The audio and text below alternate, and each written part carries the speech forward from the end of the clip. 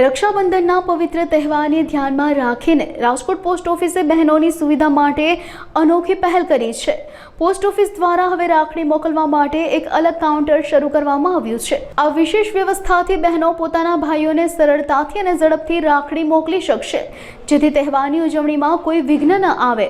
Rajkot post ઓફિસે આ સુવિધાનો લાભ લેવા માટે બહેનોને મુલાકાત લેવા જણાવ્યું છે। હું Rajkot head post office senior post master કે.એસ. શુક્લા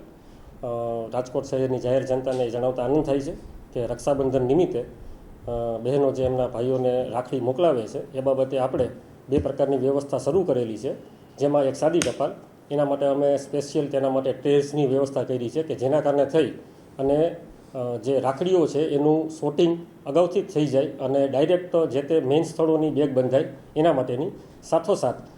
જે લોકોને રાખડી મોકલવી છે રજિસ્ટર સ્પીડ પોસ્ટ એવી રીતે એકાઉન્ટેબલ આર્ટિકલ તરીકે કે જેના માટે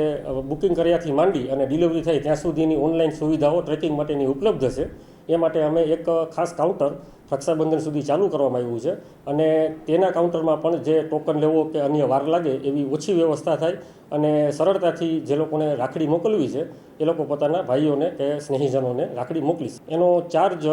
રજિસ્ટર એડી તમે જો કરાવો તો હાલમાં 40 રૂપિયા છે, જેમાં તમને એડી તરીકે એકનોલેજમેન્ટની પહોંચ પણ પરત મળે છે। આ સિવાય આપણે વિદેશમાં પણ ITPSની સર્વિસ હેઠળ ટ્રેકિંગ કરી શકાય તેવા 46 દેશોમાં આપણે રાખડીઓ મોકલીએ છીએ, જેમાં અલગ અલગ